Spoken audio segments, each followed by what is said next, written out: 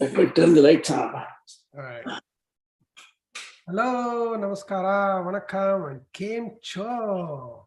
We are here back again, Cricket Pana, going to review the recently concluded IPL 15th season of IPL 2022.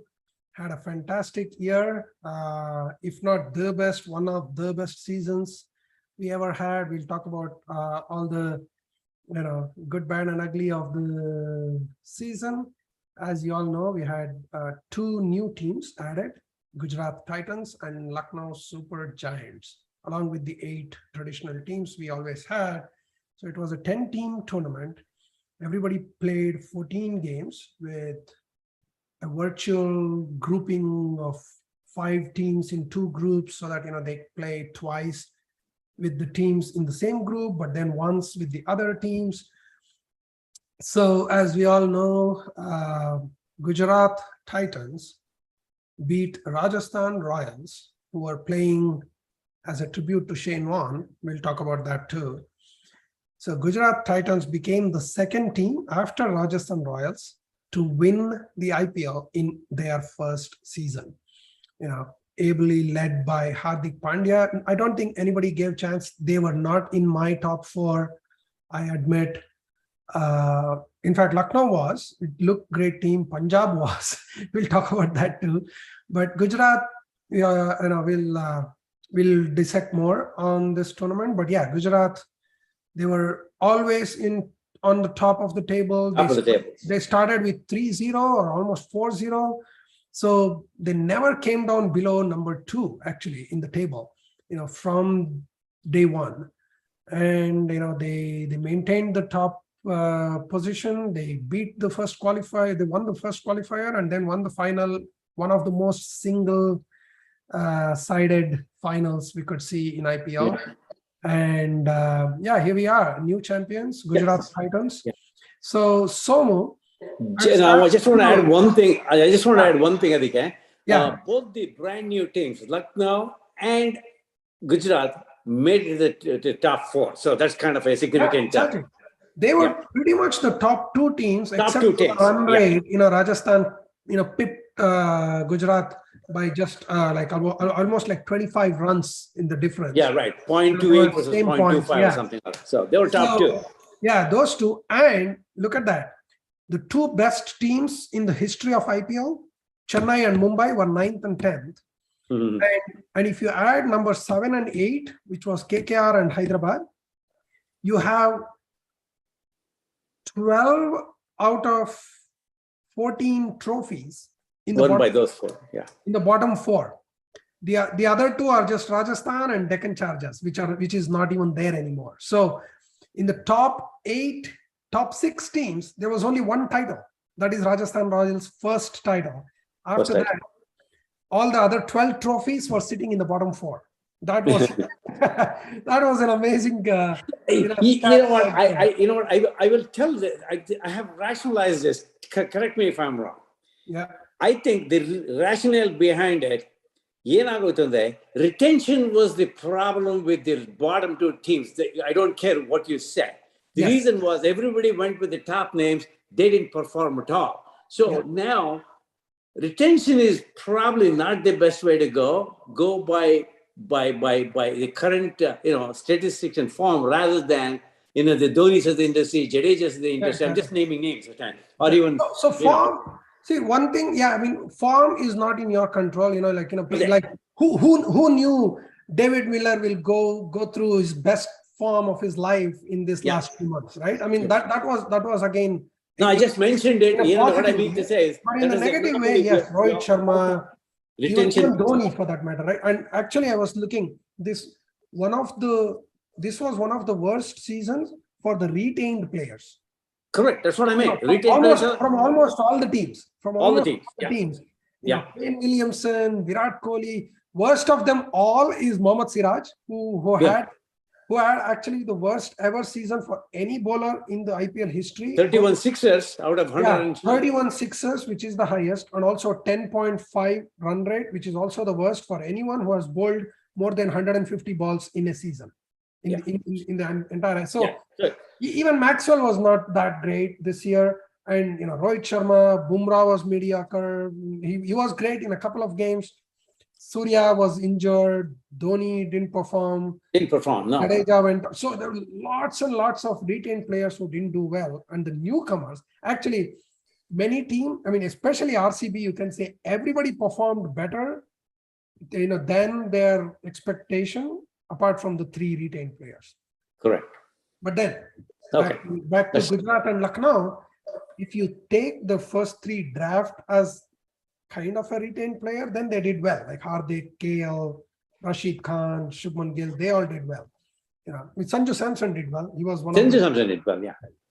You know what? This is a mixed feeling. First 5 games, he couldn't make a mistake. Then after that, last it's 5. Always the case. I think Vinay had a nice point last year. He always does extremely well in his first 4 games, and then he tapers off. But this year was slightly different. He picked up a little bit when it mattered in the end. Is like the qualifier or some of the other games in the end, but again it was not a those are not match winning knocks, unfortunately. Okay, so I have a lot of things on this IPL to cover. Okay. So let me start with Vinod, and I ask, what is that one moment that you will remember this season for? The best match for me was the Lucknow Giants and KKR. And the catch. That catch for me is the most special moment of this. That's what we watched the game for, and that was the game to watch for. That was an amazing game, and for 10 teams in IPL, the decision of who's going to be the top 4 was lingering till the last 3 matches. That's a great sign for me. Exactly. Yeah, it's a good thing that will IPLs be full of one-sided games? There was no super over at all, nothing, and then there was no super over. Lucknow Super Giants and KKR was refreshing for me. Both teams did very well. Quinton de Kock's batting was amazing in that game, and so that was a great game. And the next was that the top 4 was not decided until the last 3 games or last 2 games was the biggest hit for me. And the 3 things I would say, and the third thing was, in spite of restricting the venues, the pitch conditions were top notch. Top conditions. Oh my God! I think the real winners here are the guys who made the pitch. Oh, to add to that, BCCI is actually awarding and honoring all the groundsmen with extra bonus. I don't know the numbers, but 1.25 crores. 1.25 they're crores. really doing they did a great job. They deserve it, Appa. Yeah, all the 3 grounds in Mumbai, 1 in Pune, and then Kolkata and Ahmedabad. And great point. When talking about the grounds, one thing I'll add: not only it was beautiful to bat, and it was great for bowling in some of the situations. I tell you, it was a very balancing act between both the ball and the bat. Usually it's one-sided. And also, pitch did not dust up, pitch did not do anything. Back in UAE, we will see a lot of dust, a lot of other things happening, and ball keeping low. Boy, this was a beautiful, all the, 7 wicket and 28 wickets. They were curated so beautifully well. I could not believe they did such a great job. And also, Bombay does a good thing because they're close to the ocean. It has a lot of potential as well. Too. One other thing on that. Whatever it has been, we have seen horrible test matches in Mumbai. Correct. But I think it's a testimony to say that, we can run such a big tournament on just 3 grounds and do such good quality cricket. The quality of cricket never fell. Quality was amazing. Yeah. So the 3 points is that the result was decided in the last few games. Yeah. The grounds were amazing, and that one match was phenomenal for me. These are the 3 highlights for myself. Check that out. So to add to all your notes, great points, Only the last league game between Hyderabad and Punjab was really, really the only game that had no bearing on anything. Yeah, right. Only one game, because the game before that, Mumbai and Delhi, was an amazing game for, there was another team involved in that game, RCB, watching the game in a different way. But Also, one good note about the grounds, you can say, is when the toss is not the winning factor. Yeah. Right. No. You can see, depending on the pitch, many times, you win the toss, either bat first or ball first, and you're 80% done. Right. But here, so many games. If toss was a factor, Rajasthan would not have come to the finals at all because he lost 14 or whatever, 13. Exactly. 14. Yeah, he lost a lot of tosses. A lot of tosses. So. Yeah. And and the ground again. When you mention the grounds, like the external factors that made this IPL season great. One thing that I personally was disappointed was the umpiring this year. Yeah, gee. Being an umpire, it was hard to digest that as well, including the third umpire sometimes, right? Yes, yes. And the sneak. You can. I think that was the most disappointing. Look, I'll tell you. See, when you're watching, when you're umpiring, you can relate to it. When you're umpiring, you can miss a thing or two because there's so many other things you have to concentrate, including the crowd factor in this situation. Okay, correct. You might have been, but what was disappointing with? I don't mind missing a snake or a bat and pad or whatever. I understand this because noise level is so decibel or so level. You could not necessarily you should. You could, but one thing they missed was consistently the white balls, which was kind of disappointing. That was very disappointing to me. It became a very gray area. I think this was the first year I saw people actually discussing about the wide line, and how far they moved. One incident between Livingston and Prasidh Krishna, if you remember, they actually consulted the umpire and said, okay, where is my wide line now? Because he's moving already, or his stance is already. Hey, this is a question for a thought process or a different. We can talk about it. Yeah. Okay. So now let me ask you. As a cricketer, I'm talking about. We have a wicket. Okay. Whatever that is, and you have a barrier. Line. You remember what I'm talking about? Yeah. So now they have a line, blue line, which is a wide. I agree with that, but let's assume for a minute there was no wide, no nothing. It's a test cricket. Let's assume for a minute for a conversational sake. Or let's say the bowler is bowling, and let's say it's a swinging ball. Let's say I, as a batsman, standing, taking a middle stem guard, and before the bowler bowls, I move to the offside because I know that it's going to move. So let's say if that goes further away from whatever the line, are you going to call it a no ball or not? Not in the test cricket, but I'm using that as a But that's the rule that if the batting stance, if the batsman has moved before the point of delivery, like before the bowler stride, the final stride, correct, then that blue wide indicator also moves with the bat. I get it. Okay, now. I'm gonna force this because see that's an arbitrary. Let's say I move to the leg stump. Okay, then this guy bowls wide on the offside. Okay, but well within the line. I'm going to just ask. It's not a wide. That's what I mean. So consistency, Lale. See, I want, but they missed a lot of this, which has kind of disappointed to me. That should not be done because the match was won or lost because of that. For me, when I was observing umpiring here, yes, like you said, missing the nicks or missing LBW umpire's call, that's all fine.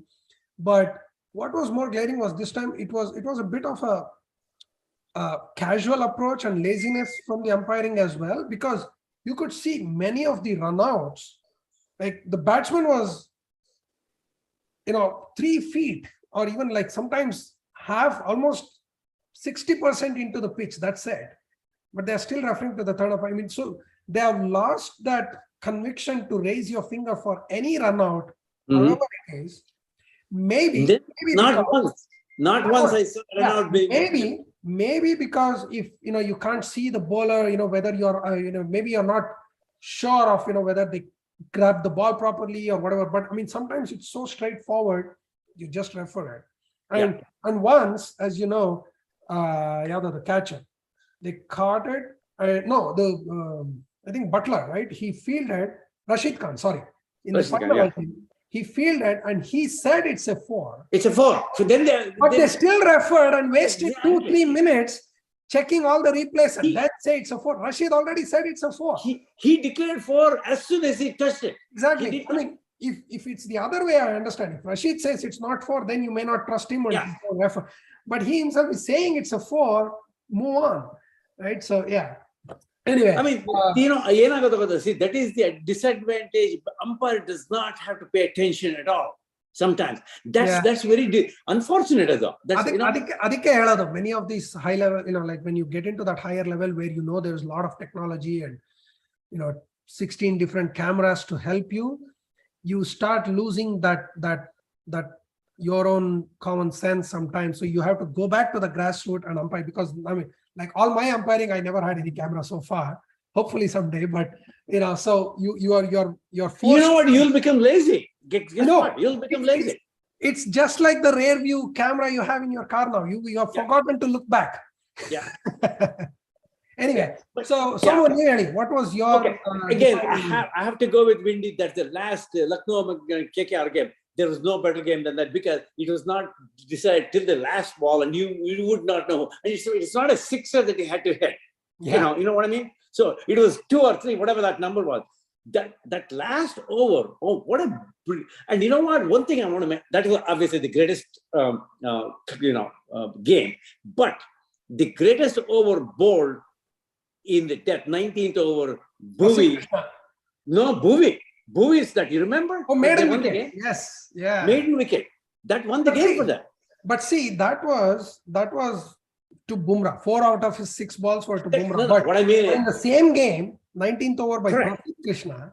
No, that was great. They won it. Yeah. What I mean to say is, under that pressure, it was not a lot of runs either. So he bowled a tremendous over in 19th, which gave them the victory, in my opinion. But again, I'm sidetracking it anyway. So that was one of those things. I would say that was the best game I have ever watched. And also, you know what? I have to confess, I thought with the 10 teams, it will be diluted. I was so wrong. Yes, I'm the first one to admit I was wrong. Me too. The quality of players, local domestic cricket players, I would have never seen. The Jitesh Sharmas of the industry, the Mohsin Khans of the industry. My goodness. I mean, the Tripathi, what's the other guy? The number 3 who got Patidar, Rajat Patidar. What a brilliant 100 he had. Yeah. I mean, I would have missed all those things, but for the 10 teams. I mean, I tell you that this is probably, in my opinion, the best T20, IPL T20 for me personally, because there are so many games which you could not, you couldn't turn it off and go. Exactly. You have to watch the 28th over to figure out what happened. So, That's okay. true. Yeah. Let's Vinay, you begin. Vinay. Before we go to Vinay, just to add to what Somu was saying, imagine this, Somu, that 10 teams is shown tremendous success this year. Just look at the economics, right? The economics of the teams we were like, when the franchise started, each team was evaluated at $67 million, right? In 2008. Today, 95, right? Each team is $1.04 billion. Worth I know. $1.04 billion evaluation with an annualized growth rate of 24%. Yeah. Even the NBA teams are seeing a range of 10% to 16% growth in annualized run rate in economics. 1.04 billion per team. Yeah, wow. You're right. So if that economics is there, the quality of the game is not going to fall, right? No, what I mean, what I meant was, with a number of cricketers who may not even belong in the T20 would come and kind of dilute it, is what I was thinking. Yeah, but we that did not happen. Last year. We talked about it last year, because with 10 teams, now we are looking at 70 Indians on the ground. I mean, forget about the bench. Bench, you're looking at 70 Indians and 40 foreign players. Which itself is big. So what we even talked about, how about maybe they will change the rules and say, let's have 5 because 7 might be too diluted for India. But whoa, man, we were so wrong. I mean, there could have been 1 or 2 more Indian cricketers would have gotten into 11 if there's an opportunity. Yeah, no, actually, we can take out the regular levels and form a separate, very strong team. Right now. Exactly. And imagine this, right? This is what I was looking at from the growth rate of viewership and stuff, right? Apparently, Mumbai Indians, the most highly valued team in this one, is $1.3 billion worth at this point, right? And that is more than 6 MLB teams, 27 LHL teams, and every MLS team. Wow. I mean, you know what? I want, Windy, if next time when you come in, why don't you look at the NFL comparison to the one that we have right now? Just do that, because NFL are the richest teams anyway. So I'm just, just for the conversation sake. The NFL's biggest comparison I've had so far is on the viewership of the Manchester game between India and Pakistan. Beat the viewership of Super Bowl in 5 minutes. Yes. Wow. The India-Pakistan match of Manchester this one beat the viewership of Super Bowl in 5 minutes. 5 minutes. Just 5 minutes. Right? We couldn't get tickets. I and Vinay were there. God forbid we could get a ticket for that. I think there's not a chance. While these numbers are flattering, what I wanted to add those numbers was that if we had 10 teams and we didn't have the economics, it would have been difficult to sustain. Correct. The economics clearly says that we can sustain it, we can grow it. And in fact, Akash Chopra and Ravi Shastri had a banter yesterday on that, right? The beast of IPL that they've created right now, it's not far away. You will have two IPL, 2 seasons in a year.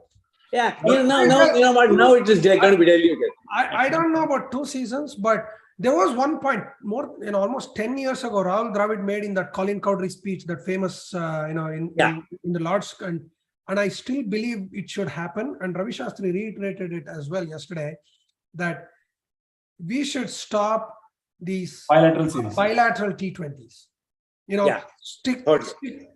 T20s should only be played for the franchise level and just have the World Cups. World Cup is fine. I mean, it's like, the soccer, the European soccer too, right? I mean, there's no England versus France bilateral series. That's a good point. I'll tell you why. Because Big Bash is there. The 100 balls are there. There. Everybody is playing T20s anywhere. Why do we want to have a bilateral series anywhere? I mean, bilaterals Bekela. But speaking of bilaterals, just a quick announcement. India is playing 5 T20Is and 3 ODIs in West Indies in July and August. Correct. 2 of those T20Is are being held in Fort Lauderdale in Florida. So if anybody is here, please go. I know many of us in our team is going. Unfortunately, I won't be because I'll be out of country, but please go and attend. Dates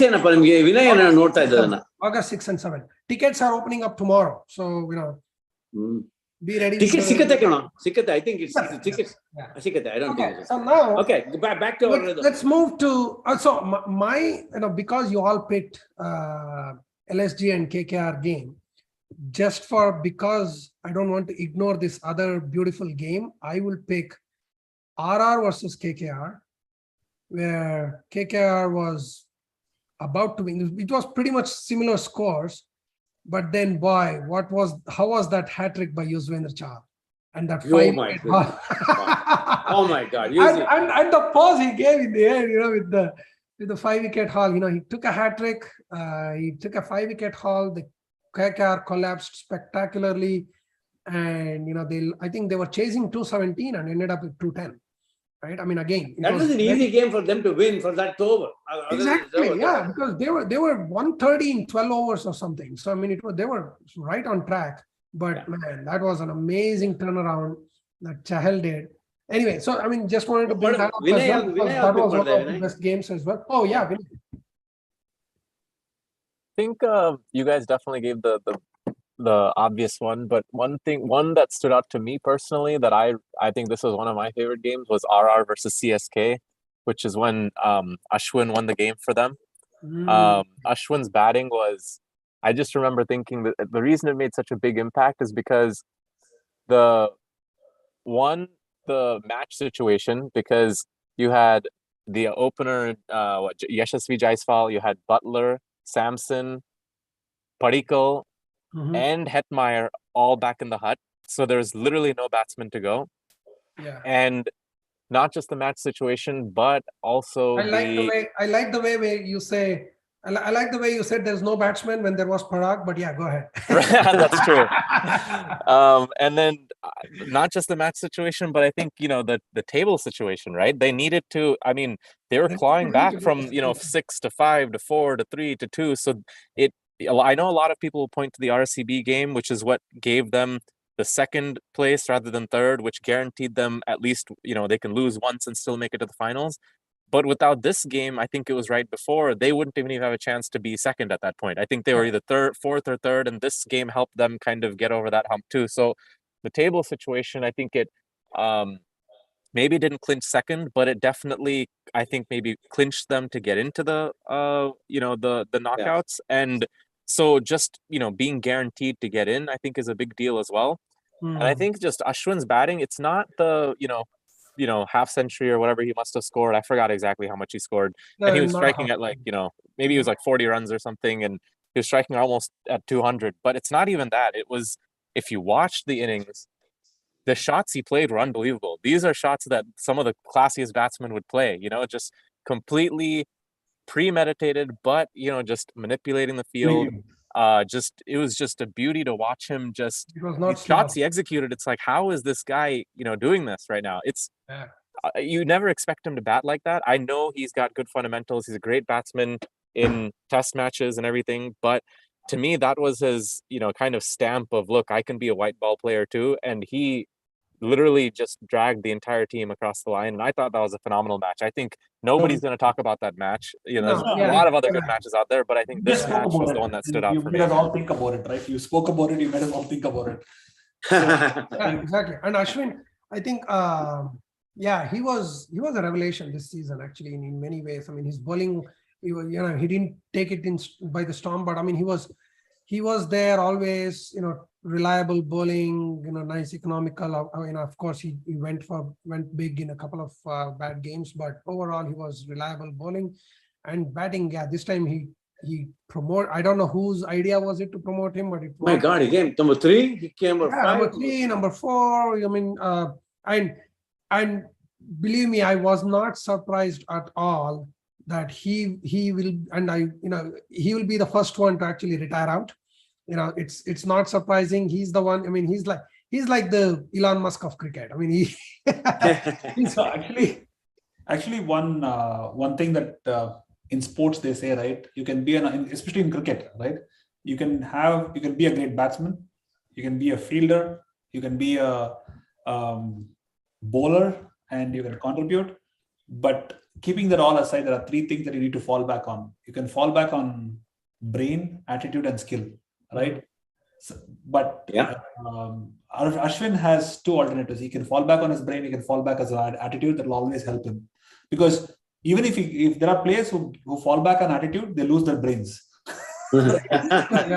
This guy has a right his batting partner. His batting partner is a right example. Ryan Parag is there too. This guy is able to strike even though attitude kicks in, he still has the brain. Imagine the Sydney Test. He showed all attitude possible in the Sydney Test, but he had the brains to do the right thing, right? So that's a very, very tough skill to have control on your attitude and your brain. I have a question for. Speaking of Sydney Test, guys, there is a new movie coming up, Bando Mein Tha Dam. It's about Neeraj Pandey. So watch that. It's the famous Gabba Dabba Jabba, the Gabatwar falling off the Gabba fortress, and the 36 it's called the Summer of 36 because of 36. Summer of 36, I think Ajinkya has spoken about something on that, right? I saw something. Well, I mean, he was at the helm. I mean, he was the captain when it all happened. So, hey, I'm going to ask you a question, all the 3 of you. I watched Ryan Parag. He looks like an arrogant guy, but I don't know about that. The second thing was he feels beautifully in the day. He dropped a very easy sitter in the cover point. I saw that. I mean, that probably lost the game anyway.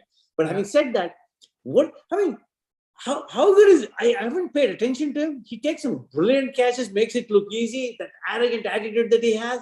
What is he? Who is he? What do you? So I think 2 things, right? 2 things is that we have to give credit for one thing, right? He's the cricketer who has gone to a largest extent from Eastern India, right? From Assam and stuff, right?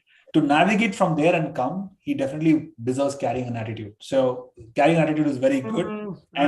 And I think that sometimes you need to carry attitude to come. If you look at the history of Dhoni and all those people around from the cricket they've carried some level of attitude to come there, right?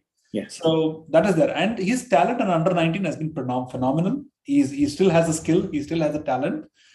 We need to shape him up. I think we are being super critical on him at this point. If same thing will happen, right? If he gets the burden of responding to what people say about him, he might lose his talent, right? So I think Matthew Hayden put it very well, right? He said, "Hey, life is a big leveler. You would rather rely on a talent than something else when you show that attitude to the umpire."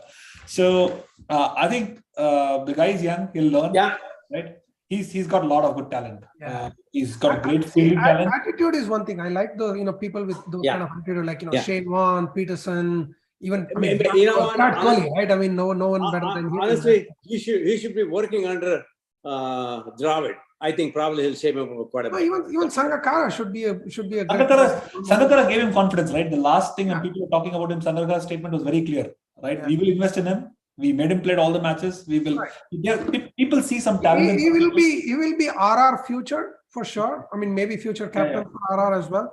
I don't know how his prospects would be for India team, but he can be. But again, attitude is one thing. I mean, it's okay to have that attitude. It's okay to be arrogant too in a different way, but just mocking the game and always having, especially for me, only that one incident was extremely distasteful was when he grounded the ball. Yeah. No, but I mean, at least he could have asked for the third umpire, but that's okay. I mean, sometimes I don't think you will say, sometimes they don't know. Fielder will always know if you have grasped it, right? So you can still claim it, but this case you cannot claim. If it was Sharjah 20 years ago, you could have claimed it. But here, you will be caught. But then catching the next ball and mocking to touch the ground was beyond any attitude. You don't, in that level, you don't do it. You know why? There are another 150 cricketers are better than him or as good as him. You're not anybody. If Butler did it, not that it's right, but he may carry it. I think you should give the benefit of doubt. He's a young guy, right? Yeah. Imagine this. He took a very good effort he put on that catch, right? The third umpire said it's touched, it's not out and stuff. Your heart might be still saying, no, I probably took it, right? And to add to it, there was questionable umpiring in this whole IPL, right? So there are so many factors. At that moment, it is okay to react. At some point, we should just give the slack to some people. I think we are overdoing that particular incident, right? No, so, I didn't see that because when you guys were talking about it, what did he do? Was what I was thinking, because I kind of like that was the biggest straw. I think like when he. But by the way, I actually found a deficiency in why that guy is struggling. I don't know if, but that's why I showed it, because if you look at how totally unrelated in our group, I shared it sometime. Look at how Arinder De Silva holds the bat, and look at how Ryan Parag holds the bat. You know what? You're right. Yeah, I always thought about it when you made the comment today. I was going to go back and watch it because I always felt there's a little, Yeah, you're right. Yeah. So that means he is holding a bat for a prominent pull shot that De Silva plays through mid-wicket. Yeah. But you are committed on your front foot before playing that shot, and Parag does that mistake. If you're holding like De Silva and you're going to play a mid-wicket shot, don't commit on the front foot, right? And so, like, I was drawing the parallel. I was seeing that video and stuff. And my God, he's holding. I did never realize. I always thought De Silva was a great batsman and technically good. But he's if you hold his batting style the way he holds the bat, he holds like an animal, right? Yeah, but I think one of the outs, I can't remember which one it was, which is a beautiful, pull shot. He went off the front foot, and because he was caught on the line. If he had gone on the back foot, probably would have cleared it by 100. Exactly. You remember that? But I must add, Parag has one of the best pull shots too. I mean, no, that's natural. So when you have the pull shot, right, you can bank on it. You don't commit on the front foot. Yeah, you see the whole shot in the last 5 overs when he made runs. When he was there, the last 3 overs, Parag was there. He could have easily added 20 runs. 20 runs, yeah. 20 runs, and that would have been the difference in this game, in the finals. Yeah. Cool. Okay. Okay. So now we'll do the usual exercise of just coming up with the 11 of the season, right? What do you want? Who wants to start with the openers? Like who will be the IPL 2022-11? Yeah. So you're talking somebody other than Josh Butler, right? Of course. My Of course. Butler. Who's gonna open with Butler? Is it Quinton, KL? No, for me it's Quinton. I'm moving Rahul down. Quinton. Sorry? I'm moving Rahul down the order, but Quinton opens. Oh, yeah. So you I'm have going with you Quinton. have KL in the 11. I have Keval in the 11. Come on. KL is three. one down for me. Yeah, number KL three, is one down. Quinton goes number 1 and 2. Number 1 is Quinton. Butler, Quinton, KL. Yeah. Okay. Now we come to the middle order. We have Tripathi, Livingston, Sanju Samson. Who else? Of course, KL at 3. So I will go with Livingston because he bowls beautifully well and he can get a wicket or 2 and he's a very good fielder as well. okay, remember now you already have 3 foreigners. Correct. Yeah. Okay. So, So now the reason I'm coming is that the reason where I'm getting to is I have sufficient good Indian bowlers to complement. Exactly. So Yeah. I don't need I don't need a foreign bowler. All right. So now for the lower middle order and all-rounders, if you want to call, there's Keeper and this one. yeah, well, Keeper is Quinton. You have Quinton. Quinton and KL, but yeah, I mean, there's DK, there's Russell, there's Hardik. So David for me, the next two are easy for me at least. It's Sanju and Hardik. I'll go with Hardik because he can bowl. And I don't want to Livingston get and Hardik, right? So we have 4: Quinton, Butler, Rahul, and Livingston. Livingston, and then that's done with 4. Then Hardik and Sanju are 5 and 6 for me. No DK? If you have Quinton and Rahul, you can't have DK. No, forget keeping, but for the lower order hitting. No. We need all rounders. I mean, this cricket is about dashing cricket, right? Like he can be in the 12. He's been great. I am not. I mean, I will put aside Sanju. Okay, go ahead. Yeah, Sanju and I will DK. have DK in place of Sanju. DK in place of Sanju, yes. Okay, now comes the bowlers. So you have one more foreign player. Or no, anyone has David Miller in their lower order? I Yeah. had him. After that, You do? After that, David Miller, yes. number 5. Number 7. you mean. Number 7, rather. Yeah. Yeah. 5, 7. Okay, so now for the 4 bowlers. You have, of course, either Hasaranga or Yuzvi or Rashid Khan. Both, all 3 are same. Uzi because of the. Uzi and Rashid Khan for me. I have to go Uzi. Uzi, and then the three pacers. Mohsin, Arshdeep, Mohsin Khan, Mohsin Khan. Prasidh Krishna, Umran Malik. Who else? I'm convinced Umran Malik is a test bowler now, not a T20 bowler. He's a test bowler, not a T20 bowler for me now. But my only worry is can he bowl 20 overs every day?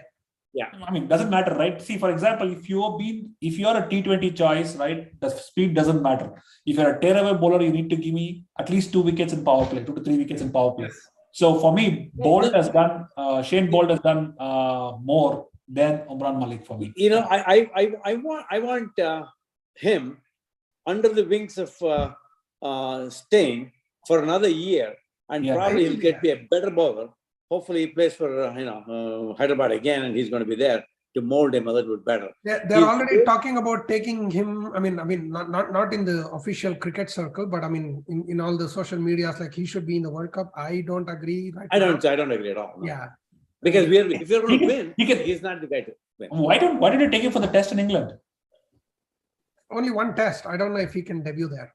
It's okay, man. You know, Wendy. If I was going to make him a debut, I would do it in Australia on those wickets. The reason being, we need an element of surprise. I don't think going with the next test and say that we have the same Bumrah, Shami, and Umesh Yadav as the 3 people. You need to have one element of surprise in that single test. And you can see the newcomers performing even now in the England and the New Zealand test. And we need one newcomer there. Right? Prasidh Krishna is already up in the pecking order. And he's done well in Ranji. He's done well. I don't know. I'm not a big believer in this guy. I don't know why everyone's so crazy for him. I think he's Who? Umran Malik. I don't. Yeah, I don't care for this guy at all. He's a nobody to me. So see, Umran Malik and people like him and Malinga are the people you need to give them 2 years and see where they come. They give you big element of surprise. They will last or they will not last, but they'll give you those winning games, right? Prasidh Krishna is here for the long run. right? Yeah. You can mold him, you can shape him. Umran Malik, right? What if his speed falls down? What is Umran Malik after that, right? Like we know what is Prasad Krishna after if his pace falls down, right? Yeah. That fitness is able to bowl the pace, right? So, but you will be doing grave injustice by delaying the entry of Umran Malik into Test. I personally believe that. Yeah, that one I agree. If at all Umran play, I mean, I don't see him as a 10-year long career, but if he can play, I think this could be the right time just to the right time he should play. Push him and see what he can He do. might turn out to be a Malinga or somebody else who has a long career. And I also see he can be injury prone, so I don't think he will be. So all those aspects. So you use him now, right? Imagine you keeping him behind, and one of the practice session he has an injury. That's it, right? Then you lose out on that surprise element from him. Right. Okay. So Josh Butler, Quinton de Kock. Let's revive. Josh Butler, Quinton, KL, Livingston, Hardik, DK, Miller, Yuzvendra Chahal, Mohsin Khan, Rashid Khan. No Rashid Khan. We have okay.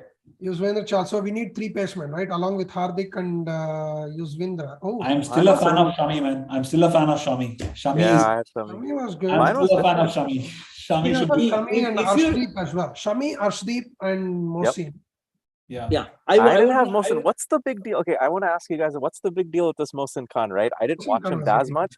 He's decent. But I'll tell you. Avesh Khan had even more wickets than this guy. And he probably he limits the runs probably. That's one thing. But if I want someone to limit runs, who's in mine is I have Prasidh Krishna and Harshal Patel to limit runs for me, and I have Hasaranga and Chahal to take wickets for me. So my 4 are taken. Mohsin Khan, Avesh Khan, none of them make the list for me. Mohsin Khan is good because he not only he gets wickets, he is very economical in terms of even in death overs, it's very hard to hit left arm. He got a nice steep bounce as a left arm. Beautiful. Just gives that. And left. The thing that people have observed about Mohsin Khan is that the accuracy with which T. Natarajan bowls. Right. Add that with some level of bounce and pace with Mohsin. You get that with Mohsin Khan, right? So you get that with him, right? And that's dangerous. You can groom him. You can do very well with him.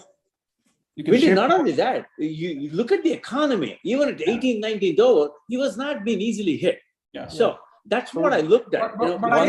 Just to be devil's advocate, I would take Arshdeep over him just because he's proven to me for 2-3 seasons now, whereas Mohsin's come from nowhere. Arshdeep is good. I'm just saying for the argument you're making for Mohsin, I can make the same argument for Arshdeep, plus he's proven to me over 2-3 seasons.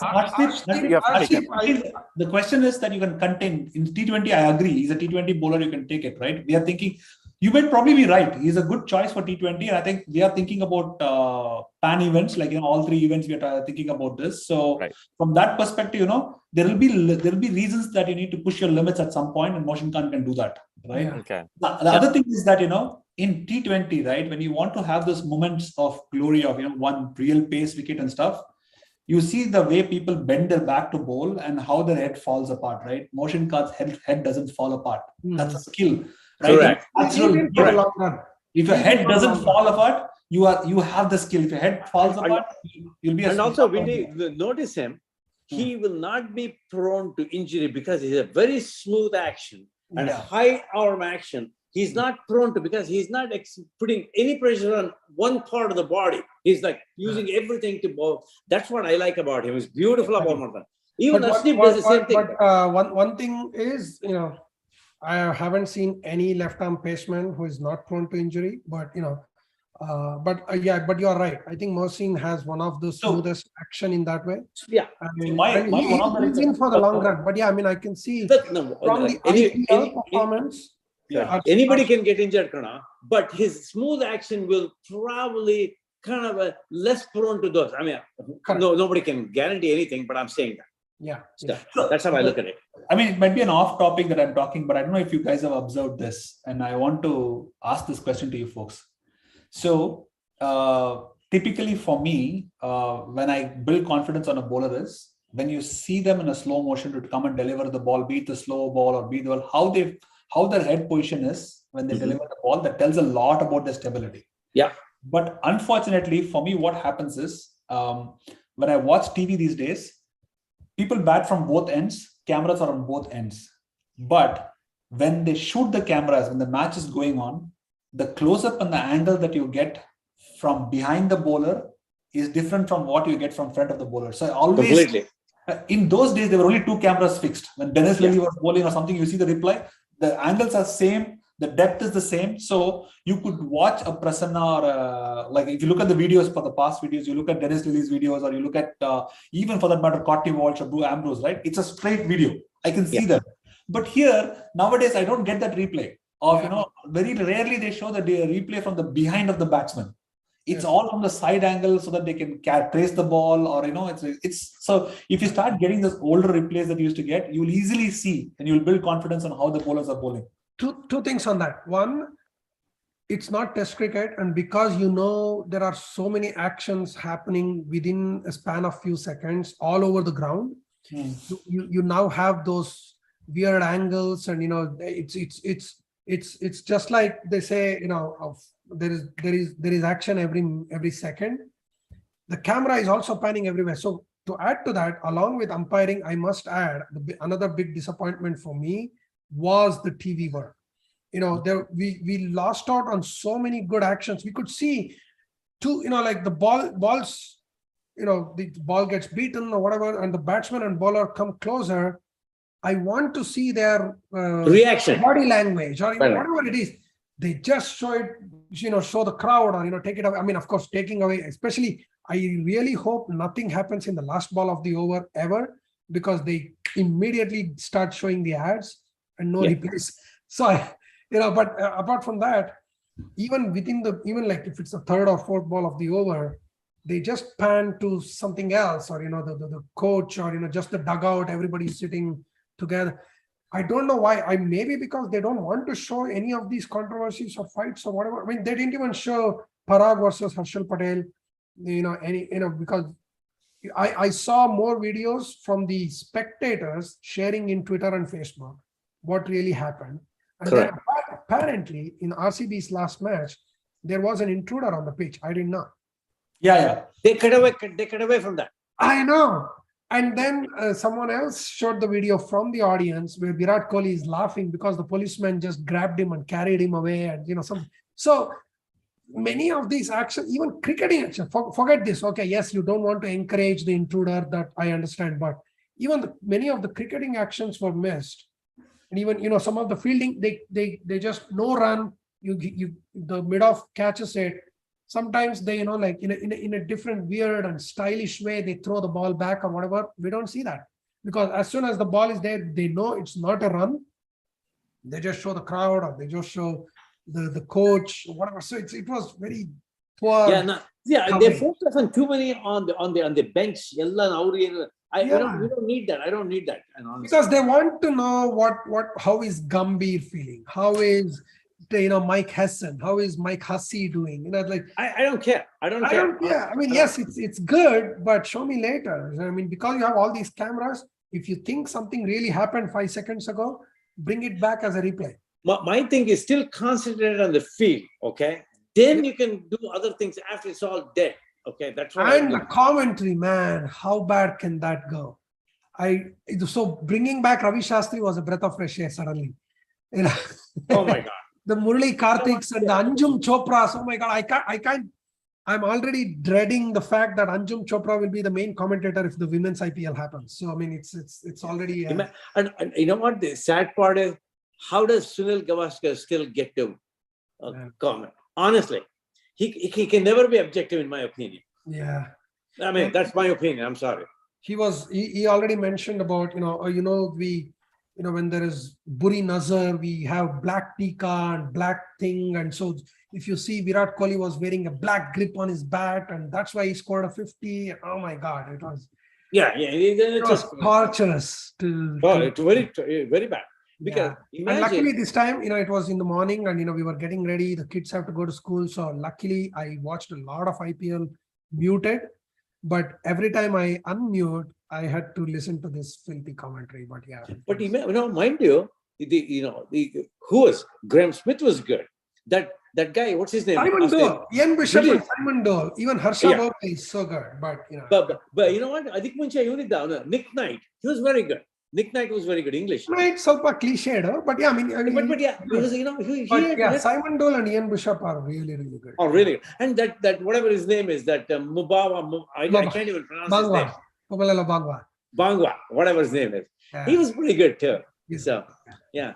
Really quick before we leave the topic of the 11, I just wanted to see if you guys, because you guys completely missed a name that was a shoe-in into my team, and I was surprised. And if you guys can't think of him, then I want to make an argument for why he should be there. So can we go back to that really quick? Yeah, please do. Who's that? So how about this? I'll give you my 11 and I'll leave out the position, and you have to try and guess who I put there. So my openers were Joss Butler and KL.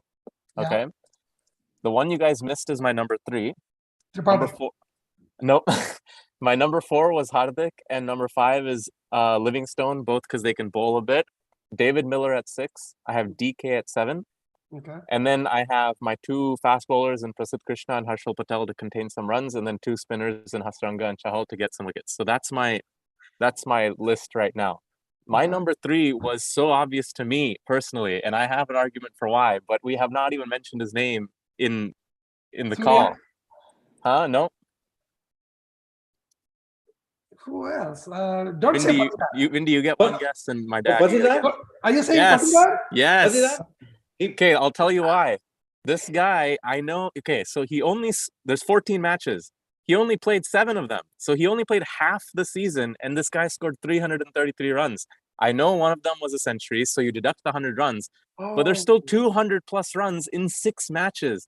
This guy had 3 half centuries and 3 more scores of 20. He's the most consistent number 3 that I could think of. He is a shoo-in on my team. Yes. Good point. Oh my God, I forgot about that. But yeah, this guy's a shoo-in. To me, Patidar's 100 was my innings of the season. Totally. Oh, yeah. Totally. Yeah, I mean, it's just the way he played it too. The playoff confidence, his being, strokes. You know what? Not only that, he got a beautiful 50 in the following innings too. Beautiful batsman. Yeah. Unbelievable. He had 3 50s. He had a 58. Oh, he had a 48 and he had a 52 and a century. That's 4 innings right there in 7. Wow. The rest were all 20s. This guy is so consistent, and he didn't make anybody's list. Yeah. You're right. But the problem we have is that in the list that we have, right? If you look at the list that we have, Pandya has multiple options that he can offer, right? Yep. And Livingston has an option that he can offer, right? So the only contention comes to Patidar is between 3 of them: DK, Samson, and Patidar, right? No, actually, I would go with Vinay on that. I will not have Quinton. I'm okay with. I don't have Quinton in my list. DK is not Quinton. I basically have 2 openers, and then everyone else is a finisher for me. And we still have KL and Sanju too. No, I didn't have Sanju. So I had Butler and Rahul opening. I had Patidar at 3. Then I'm going straight into the heavy hitters. You know what? Guess what? Butler can keep too. Miller, DK. Butler, DK, and KL, all 3 can keep. So, That's true. You have 3 keepers, and I still have one overseas overseas slot. Butler is a keeper by his first grade.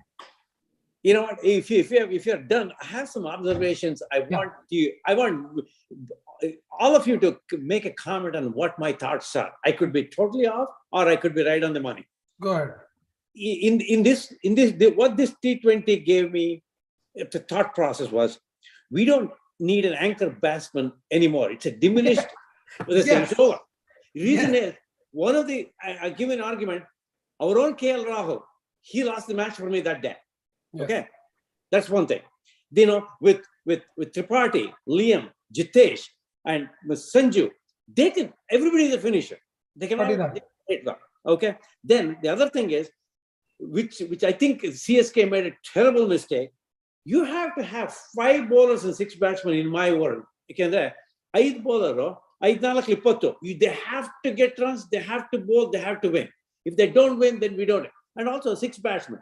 We don't need, what's the word that even used Jetuge. Bits and pieces. Bits and pieces. We don't need bits and pieces. Okay. We don't want, he can bowl, he can bat, but he can also bowl. He can bowl, he can bat. We don't need it. We want who can bat, that can bowl. That was Gujarat. That if you see, that was Gujarat's model. Yeah. And we need high quality. I can't believe I mentioned Gujarat model. Nothing to do with politics and Modi, but I good bowlers, Beko. are good batsmen back. And obviously you'll fit in a DK kind of a Quinton kind of a thing. That is the model, I think. And then there is no point in retaining any player anymore, because that's waste of money, total. Every team wasted money. I think this is the last. I mean, I think they already said this is the last time they are having any retention. And in fact, this is the last time we ever had such a mega auction. Yeah, true. Now it will only be just trading in all seriousness and whatever. I came to the understanding I don't want 8, 9, 10, 11 getting any runs at all. If the top 6 cannot get, we don't need it. Yeah. Well, I mean, if you get it, it's a bonus, but you can't expect. What I mean to say is, you don't pick a bat.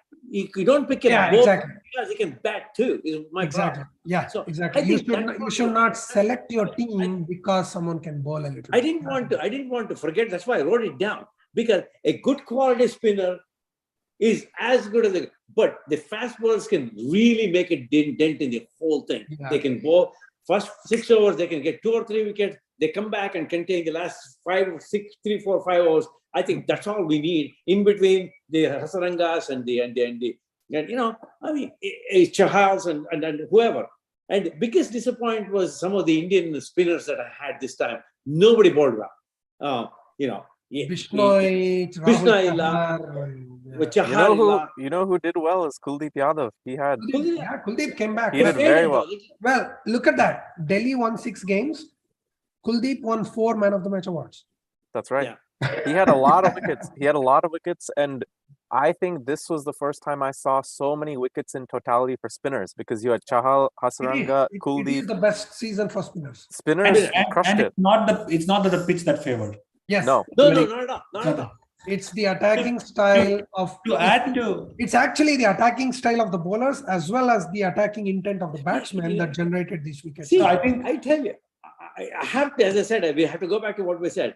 The curators get the biggest accolades beyond every, because they gave everybody, the spinner, the fast bowler, the batsman, everybody, they gave equal chance. Nobody had an upper hand in any game. Mm-hmm. And they could lose the toss and still win the game. Yes. I mean, due factor, I mean, I thought because it's so warm there's no due factor. And because there was no game in South India for the first time, there was no rain interruption at all anywhere, except for that, Bangalore. One game started. But again, we still got 40 overs. So, that was. Yeah. But it started about an hour and a half, 45 minutes late. That was the only game. I tell you. And surprisingly, no super over for this kind of a close contest. Oh, yeah. Such a nice tournament. And, mind you, there are 20th over, maybe 8 matches or 10 matches won by 20th over? And the last 5 of them by Gujarat. Yeah. Oh, yeah, exactly. And the last 3 sixes by Tivatia. My goodness. So I think to add to what Somu was saying, the first point he said, we don't need anchor batsmen, right? Yeah. I totally agree. I think the real pivot is among the batsmen you have and the bowlers you have, at some point, you have to decide between 170 plus versus 150, right? 150 is a respectable total you need to get. So every batsman should switch an anchor and say, our day is done. We can't get 200. So let's go for 150. So for that, you don't require an anchor batsman. Yeah. No, we don't. Many of these people can just decide, okay, this is a 150 day for us, right? Exactly. Just give enough for our bowlers to bowl. It's a 150 day for us. I like the way, I shared this thing, right? I like the way Sanju thinks on T20. Yes, I mean, he might be he frustrates you because we expect a lot more, because he is capable of doing it, right? I mean, just with KL Rahul, right? DK, you don't get frustrated because, I mean, he's going beyond his limitation, right? So there are some people who frustrates you, and KL and Sanju and Sehwag in one time, they're all in that category. But what Sanju said was, I'm not here to score lots of runs. I'm here to score quick runs. I want to bash them. I just want 20 ball 35. If I get 20 ball 35 every game, I'm done. That's all he says. He never. And that's how it should be in T20. You know what? Honestly, he did it majority of the games. Oh, yeah, exactly. That's why it was one of his best seasons. And, it only makes sense that, it was kind of obvious that they went till the finals. Because his stats, right? His stats they took a stat of number of players who scored how much runs they have scored in the first 10 balls of their innings. Yeah. And Sanju is like, he is way ahead. Way ahead. Way ahead. You just add up the first 10 balls, what people have scored runs, including everybody, hitters and everybody, he's way higher. And also, So that's how it should be, because and I think that's the West Indies model. Yeah. Few years ago, in like you don't need a 90 or 100. Yes, Chris Gayle is a freak; he can still do it at the same rate. But that's why you should not get carried away with Virat Kohli's 75. No, that was not a good enough in my opinion. Exactly, You know what, because he was a failure. Yeah, he was a big failure this time. I'm now decided that I don't want Virat Kohli and Rohit Sharma in Indian T20 team. But I mean, not because of this IPL, because honestly, they don't already have KL Rahul doing the similar role. They don't. Honestly, if the names were switched to Rajat Patidar and whoever the other guy, they wouldn't be considered at all for the form they got. They would not be in the team. In fact, I will actually have Tripathi. I don't know how he will cope with Australian bounce. Let's put it this way. One thing is very clear. Virat is both test match and one-day player. Yes. Rohit is definitely a one-day player for us. He still has to grow to become a great test player for me. Yeah. Right? So they both need not be the T20 team. We will be doing them a favor to be top players in those two formats because we have sufficient captains and sufficient people for T20. I mean, I don't require Virat and Rohit to play T20 to call them all-time greats for India. No, they're not. Okay, speaking. Quick. I mean, similar topic but slightly different. I know now the two front runners after Rohit is KL and Pant. But how many of you agree with me saying that I think Hardik is better captain already?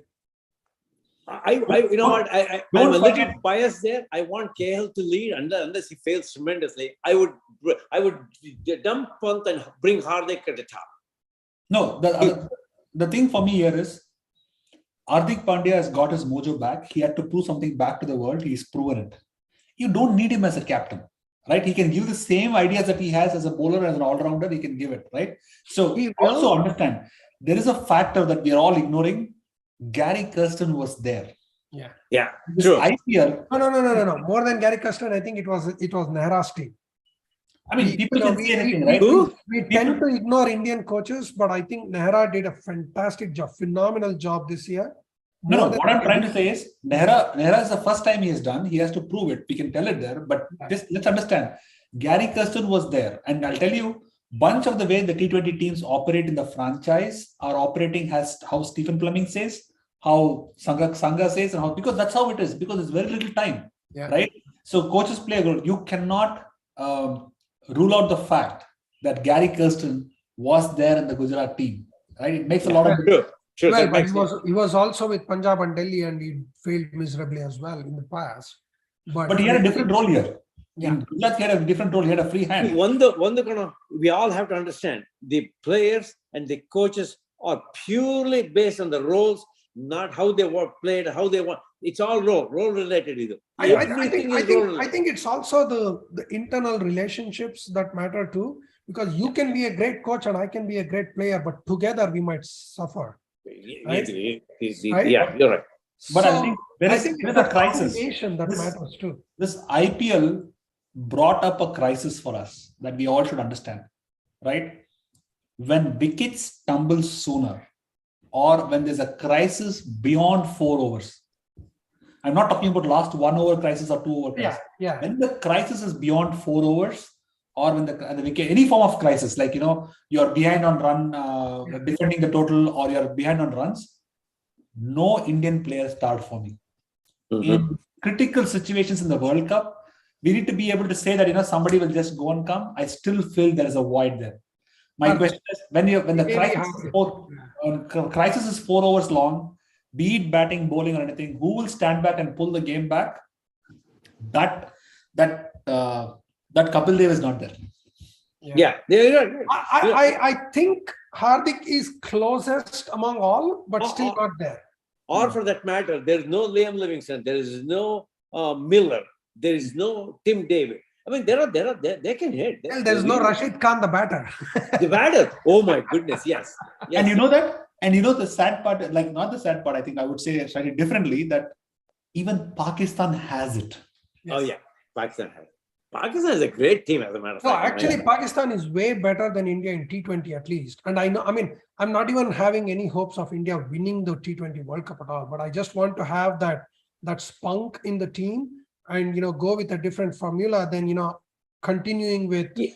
the Rohits and Kohlis and, How much of Yeah. your point of Hardik being captain or whatever is, and I know this is hard to remove your bias from this, I'm just asking to kind of challenge, how much of it is because he won the IPL? No, not because he won, but the way he handled and managed this whole entire season and just that the body language, I do not see KL winning any cups as a captain though. Including IPL, I will say. I mean, he will be the next Virat Kohli. Like he will captain Lucknow for next 10 years. He will always qualify. He will never win a trophy. I don't see KL as that, crisis abetting captain.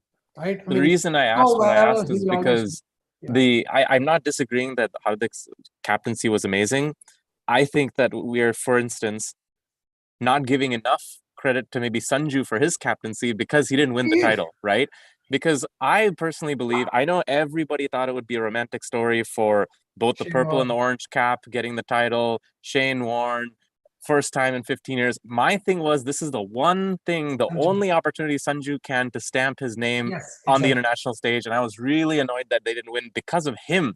Now, if he won, I think maybe someone would start talking, oh, he led this team well. He's so encouraging to youngsters and he's very level-headed and this and that, but no one's talking about him. So I'm not disagreeing in the Hardik captaincy. I feel like Sanju is just lost in the win now because he didn't win. That's why I was asking this flip side, how much of this is Hardik winning, right? So I totally agree. I also love Sanju captain, but the thing is, again, forget captaincy. Before being a captain, he needs to convince everybody to be picked as a batsman first, which right now he's not even selected. But if he gets selected, I mean, because it's funny because Hardik was never on the scene even a year or two ago, right? Now he has knocked the door down. It's crazy. Yeah, look, especially when he bowls. If Hardik bowls, I will have him in all my 3 teams. But let me tell you. I mean, he's a good player, and I know that. And he got runs in the first 4, and then he missed out on the 4 or 5. Then he got the last one. I get it. Yeah. But I'm still, again, this is purely me. I'm still not convinced he can hold the Indian 11 consistently well with the way he plays. Again, that's mine, because technically he's a little soft on this thing. Now, you don't need too much technicality in T20. I get it. Once the hand-eye coordination goes away, you have to depend on technicality. Virat can come back and score runs again in T20 because technically he's very sound. If the same thing happened to Hardik, I doubt he can ever come back because there's no technically, he doesn't have that gravitas to pull it back. So that's what I mean. It's more of an attitude than 2022. Let's go back to 2000. Go ahead in 2025. Will he still be in the Indian 11? You know what? My thing is, I doubt it, but I could be completely wrong. Last year he was not bowling. That's what. Like, even if this IPL. Even if Gujarat, including Gujarat winning the title, if Hardik has not bowled, I would not. They wouldn't have won. No. Even if they had won without Hardik bowling, then I would not have picked Hardik in India. I'll add a few things. here to when I asked the question here on Sanju, right? Yeah. On this, first I'll answer the Hardik question, right? Yeah. When you be a cap, and we were talking about KL Rahul and Hardik, and then we came to Sanju, right?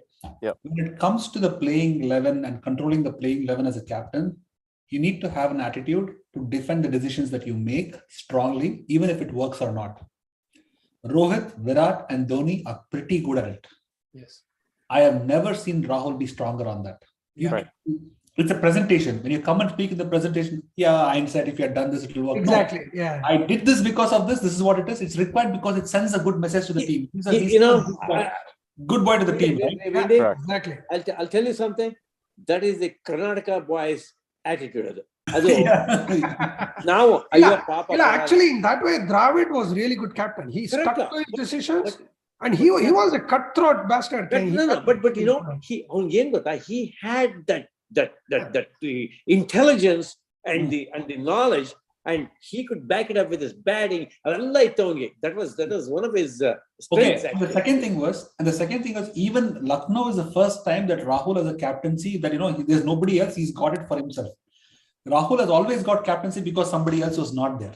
Yes. Right. In every other location. Right. So he didn't hold the stamp to that. For that matter, when Pant speaks, he stamps that authority. Right. Even though he's there. So Rahul has the challenge to hold the team like that. First thing. Second thing is that's the only deficiency I see in Rahul. Right. Let's be very clear. As a keeper, he watches the game very well. He does everything. That's one deficiency. When it comes to Hardik, two things he does very well. Does he have pace or not? Somehow he knows how to land the ball in the right area. That's a skill, right? He just lands the ball in the right area. That was proved to me. That was proved in that last ball against Bangladesh where Dhoni ran out. Yeah. That was the plan. At will, he can bowl in the right place, right? So that's one thing. Second thing is that he does have a good cricketing brain. Oh, yeah. He does have a cricket. I have seen him, how he stands in mid-wicket, how he runs and if he had not taken that nasty catch in the World Cup, he would have not been out of the team so long. Yes. That fall that he had in that catch, still to take that catch and bent his back, destroyed him, right? So that's the thing. So on that front, he has an edge. Coming to Sanju, right? Sanju has shown everything, but in that final, that shot he played, yes. You can count on your finger. There were 22 other shots to be played on that ball than that pull shot. It was not a nasty fast delivery, right? Whatever. There is no cricketing acumen will say that that is bouncing outside the off stump and you'll pull it. Well, there's no place to pull. The mid-wicket boundary, the player they've kept the mid-wicket guy on the line and everything. So you can tell that I'm there to score the 35 runs, but at some point as a captain, you have to take the responsibility, right? So there will be times you have to do it. He didn't show it, right? So these three things, which shows Pandya will show it, right? Yeah. Only on these criteria, for me, Pandya gets an edge. Exactly. Otherwise, Sanju has shown tremendous captaincy skill to marshal people when he's defending a score. Yeah. When he's setting a target, I have to see how he marshals his resources. That's a good point. I think you put my thoughts in better words. Yes. No, I have to say, especially, my observation actually comes from the presentations, right? The way they handle the loss tells you a lot more about a captain than when they win. Things are easy to talk about when you win. So in that way, I actually I still put Pant slightly above KL, but I think Hardik and Sanju are, but I mean, to me, that's why, after that's where Rohit wins, because even when you don't perform, he is an excellent captain. Let me ask you all the three boys a question. India is going to play T20 against South Africa.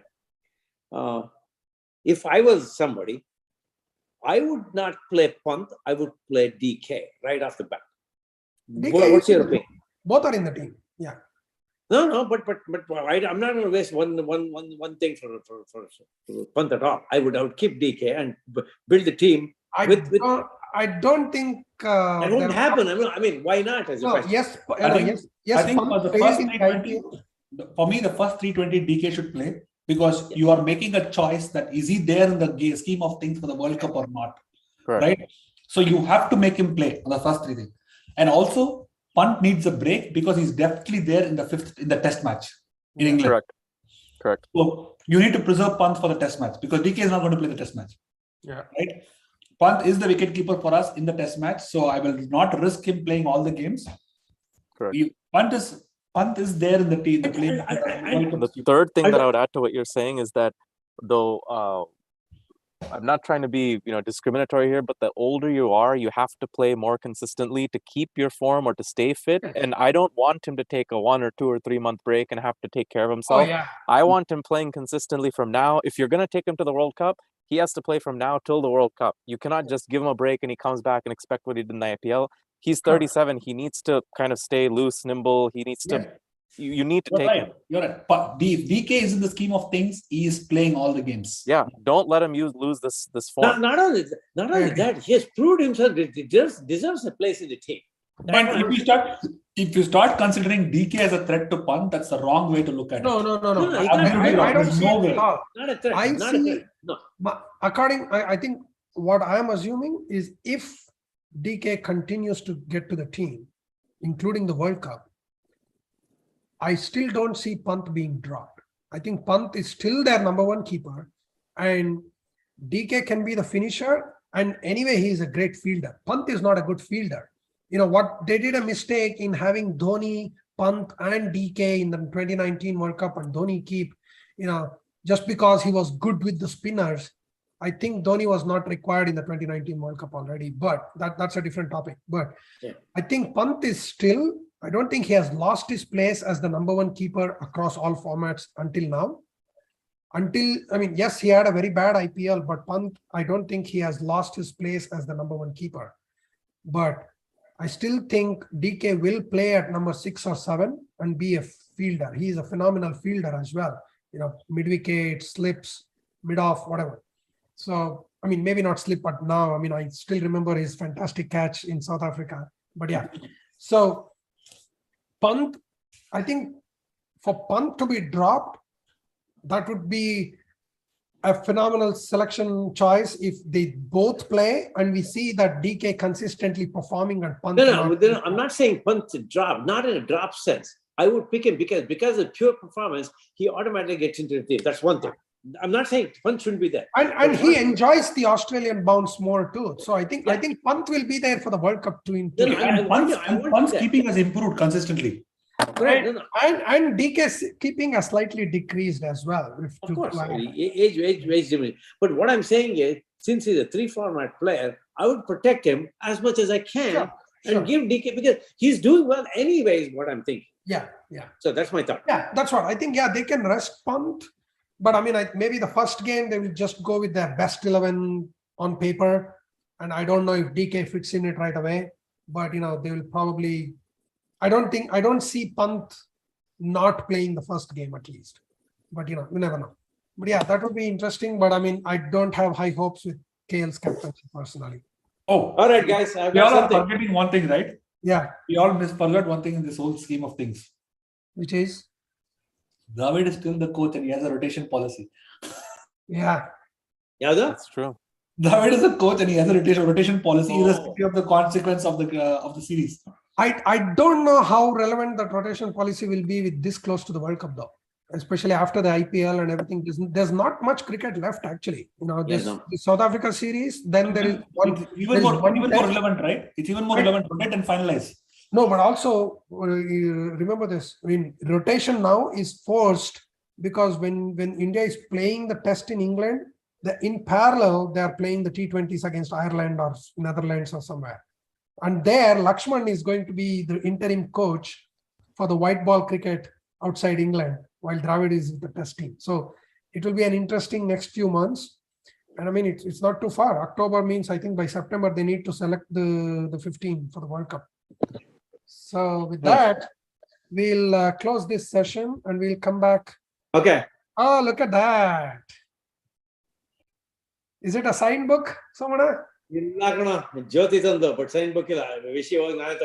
Let's go to his house and get it signed. Yeah. All right. So with that, congrats, Somu. And thank you, everybody. It was a nice session on the IPL. So we'll be back with some guest speakers and some other interesting sessions. And let's hope. Any prediction on the Lord's Test? Last question. Wow. One going on right now? Yeah. We'll come to the India test later. But I don't know who will win, but it will rain. It's London. It's London always, yeah. Anyway, so we had 17 wickets for 248 runs on day one. James Anderson coming back and after the dropped him and he came back with 4 for 66. And we thought that was the best spell, and then we see England collapse. Yeah, that's true. That's true. But anyway. We'll talk more when we meet. How much ever you choose to not like Jimmy Anderson, I just love watching him bowl. It's music, man. Absolutely, yes. There is no bowler who can be so rhythmic and it's just like Raga. I know, for a seamer to cross 600 and still be this good at this age. Oh my God. 644, 644, 640, 650 Yeah. And still bowling well. Yeah. Did you guys see how he literally bowled Root on the Yes. Lancashire and Yorkshire match? Wow, unbelievable. But anyway, so anyway, Okay. it's like See still you so all. beautiful watching him bowl. exactly, you're right. It's a poem with it. It's a poem. It's beautiful. Yeah. All right. All right, guys. All right, see ya. Thank you all for coming in, and we'll talk more in our next session. Thanks. Yeah. Bye bye. Bye.